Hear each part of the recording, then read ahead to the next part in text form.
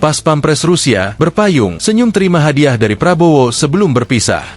Sosok Pas Pampres berpayung Rusia sempat menjadi sorotan lantaran sigap menjaga Prabowo Subianto.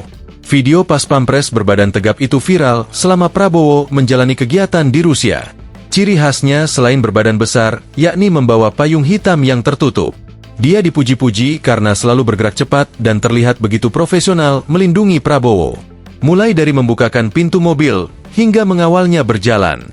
Sosok Pas Pampres itu semakin mencolok karena ukuran tubuhnya yang menjulang dan tegap di antara Pas Pampres dan pejabat Indonesia, bahkan juga dibanding pengawal Rusia lainnya.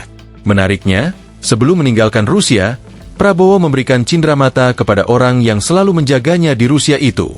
Pas Pampres berpayung itu pun tersenyum saat dirinya bersalaman dengan Prabowo Subianto. Itu terjadi saat Presiden Prabowo Subianto mengakhiri rangkaian kunjungan resminya di Federasi Rusia dan bertolak kembali ke tanah air pada Jumat, 20 Juni 2025. Presiden Prabowo dan rombongan lepas landas dari Bandara Internasional Pulkovo, St. Petersburg, sekitar pukul 22.15 waktu setempat.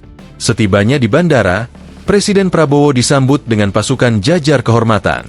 Kepala negara tampak memberi hormat saat lagu kebangsaan kedua negara diperdengarkan. Usai lagu kebangsaan kedua negara berkumandang, Presiden Prabowo langsung menuju ke tangga pesawat.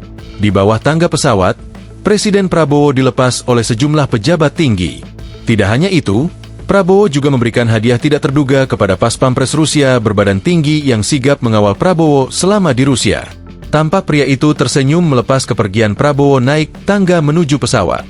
Diketahui, dalam kunjungan ke Rusia, Presiden Prabowo menjalani rangkaian agenda mulai dari pertemuan bilateral dengan Presiden Rusia, Vladimir Putin, hingga menjadi tamu kehormatan dalam sesi pleno St. Petersburg International Economic Forum, SPIEF 2025. Download Tribun X sekarang, menghadirkan lokal menjadi Indonesia.